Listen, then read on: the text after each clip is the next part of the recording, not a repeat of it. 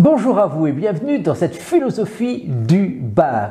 Nous poursuivons notre vaste périple au sein du mystère même du mal. Et lors de la conclusion de la séquence précédente, j'avais énoncé qu'on réfléchirait ensemble sur la notion de péché, ou plus exactement sur la notion de faute.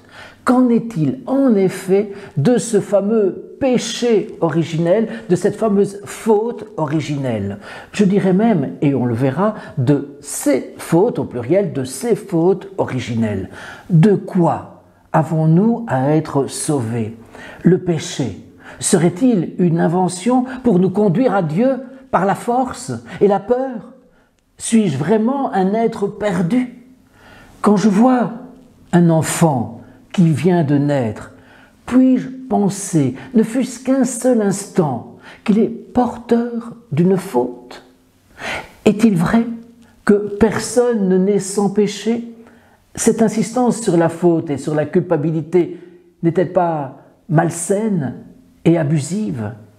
Peut-être alors faut-il se détacher de cette conception négative pour se focaliser au contraire sur ce qui nous libère, sur ce qui nous permet de nous accomplir. Je m'explique. Si l'on s'inspire, dans un premier temps du moins, de la tradition judéo-chrétienne, il faut s'en référer au mythe, parce qu'il s'agit bien d'un mythe, du mythe d'Adam et Ève.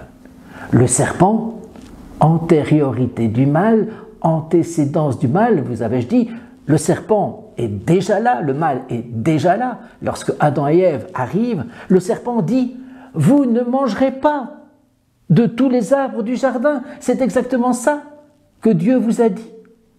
En fait, non, Dieu n'a pas dit cela. Mais de tous les arbres du jardin, tu peux manger. Mais de l'arbre de la connaissance du bonheur et du malheur, du bien et du mal, tu ne mangeras pas, sinon tu mourras. La version du serpent est donc l'interdit, puis le don.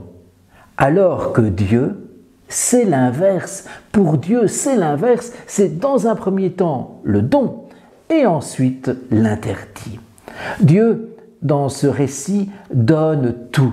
Il donne le jardin avec tous les arbres à manger, même l'arbre de vie, mais ce don, il l'assortit d'une limite. Cette limite est souvent perçue comme un interdit, dont la transgression est précisément la mort. On peut comprendre aussi, tu as tout. Dieu nous dit, tu as tout. Mais si tu veux manger tout, c'est-à-dire posséder tout pour toi, tout seul, tu vas mourir.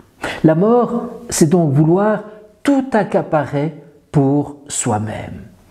En d'autres termes encore, Dieu peut tout accepter, sauf une seule chose, c'est qu'on s'accapare de lui, qu'on soit lui, en d'autres termes. Vouloir être Dieu, vouloir être sa propre cause, vouloir s'être fait soi-même, vouloir tout réduire à soi, vouloir s'accaparer de tout.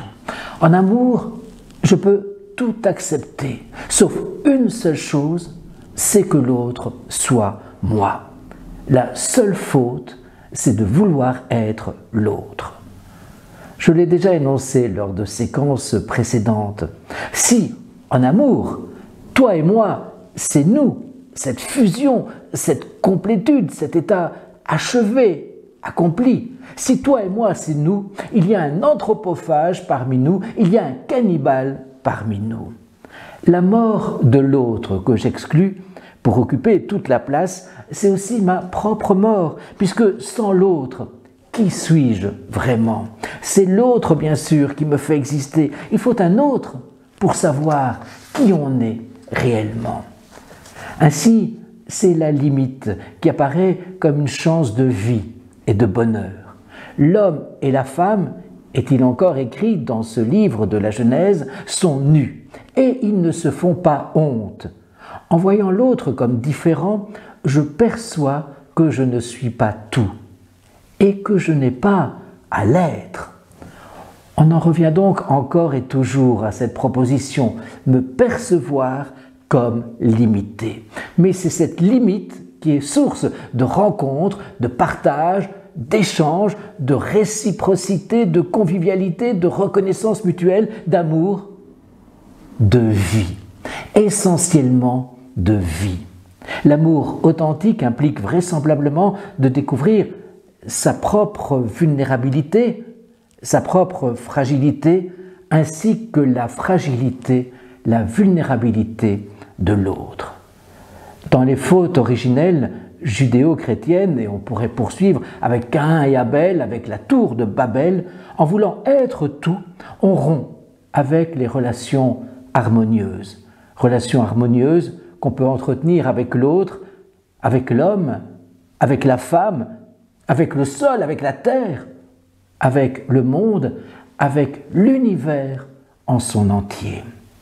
Vouloir être tout ouvre la porte à la violence, à la douleur, à la souffrance, à la mort.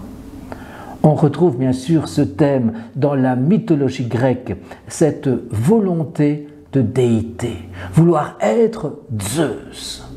C'est l'hubris grec, la démesure, l'orgueil, incarné par Prométhée, Icare, Tantale et bien d'autres.